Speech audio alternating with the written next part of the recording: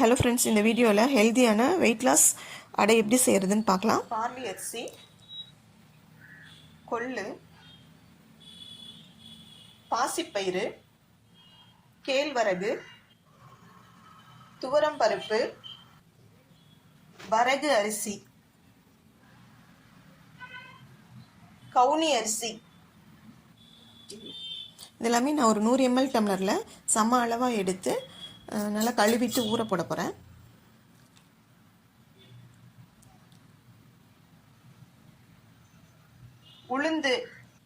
உளுந்து இது வந்து நம்ம ஒரு 7 மணி நேரம் ஊற வைக்கலாம். நல்லா ஊறினா தான் அது வந்து நான் அரைப்படும்.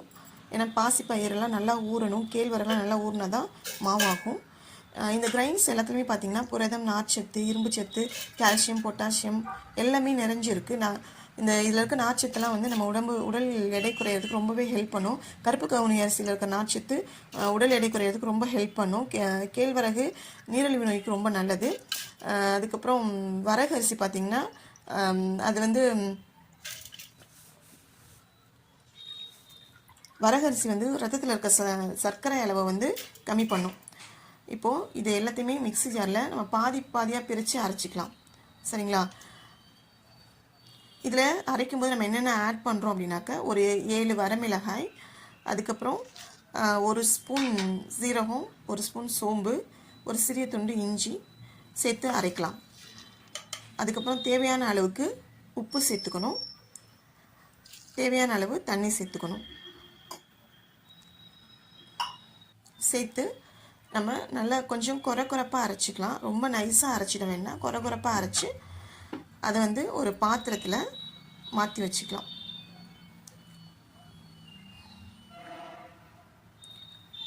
ஒரு பாத்திரத்தில் மாற்றிட்டு திரும்ப மீதி இருக்கிறதையும் மிக்ஸி ஜாரில் போட்டு அரைச்சி நம்ம ரெண்டையும் ஒன்றா மிக்ஸ் பண்ணி விட்டுக்கலாம்.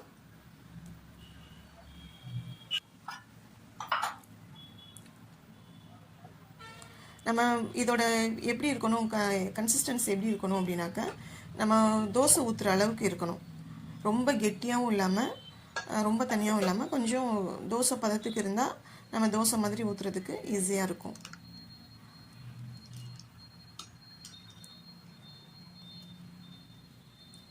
தோசைக்கல் அடுப்பில் வச்சு, இது வந்து இரும்பு தோசைக்கல் தான்.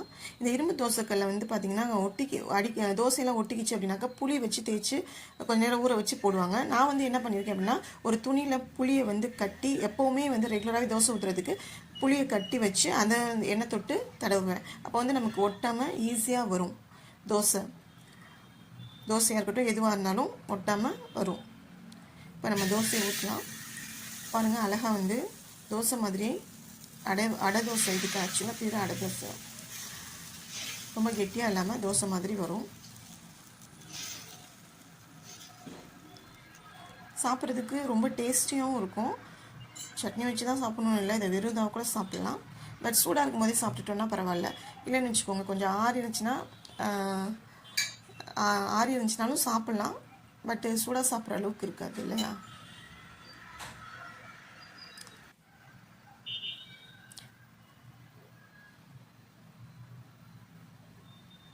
நான் யூஸ் பண்ணுறது வந்து நல்லெண்ணெய் தான். நல்லெண்ணெய் வந்து உடம்புக்கு குளிர்ச்சியும் கூட, நல்லதும் கூட. செக்கில் ஆட்டின நல்லெண்ணெய் தான் நான் யூஸ் பண்ணுறேன். பாருங்கள் எவ்வளோ அழகாக ஒட்டாமல் வருதுன்னு. நீங்களும் அந்த புளி இது கட்டி வச்சு தடவி எண்ணெய் விட்டு தடவி பாருங்கள். உங்களுக்கு ஈஸியாக வந்து தோசையெல்லாம் வரும். இப்போ தோசை வந்து ரெடி ஆயிடுச்சு.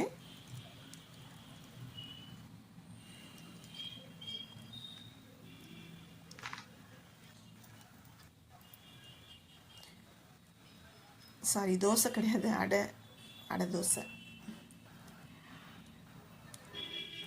ஹெல்த்தியான அடை தோசை.